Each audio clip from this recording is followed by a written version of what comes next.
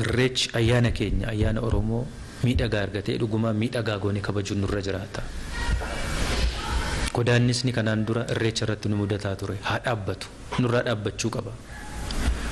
Eenyu olitti Oromoo miidhe malee eenyu nu hin miine, hin nu miidhe toon ta'in warri kaan aadaa itti kolfamu, aadaa itti qaaneffatamu godhanii nu laalan malee nun fayyadu, nu miidhe. Eenyu isaa balleessu, eenyu isaa tolchu nu miidhe. Wanti taateewwan irreecha irratti ta'aa turan ammaan booda sana seenaa godhuutu nurra jiraata jedhamana.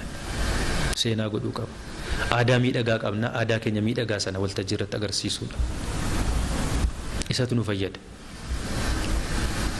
Isatu addunyaa fuulduratti hawwatamaa miidhagaa nu taasisa, kabajamaa nu taasisa saba kana waan ta'eef.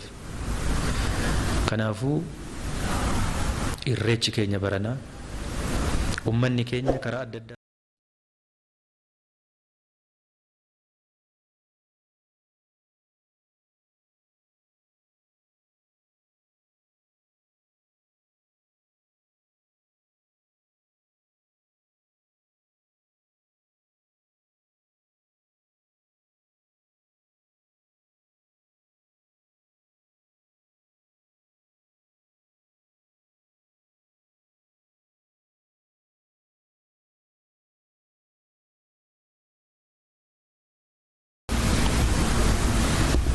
akka mootummaa naannoo Oromiyaatti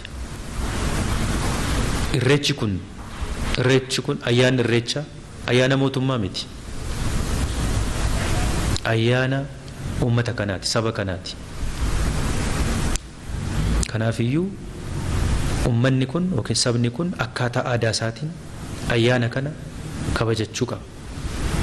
Sanaaf waan gargaaruu qabu duwwaa gargaara malee kana keessatti qooda fudhate yookiin abbaa ayyaana kanaa ta'e kabajuun irra hin jiraatu.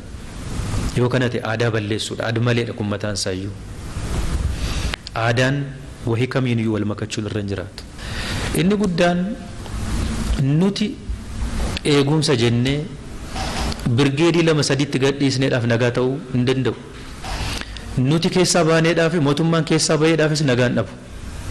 Wanti hubatamuu qaba. Maaliif nagaa kan isa taasisuu danda'u uummata kanadha. Nama dhaqee irreecha kanarratti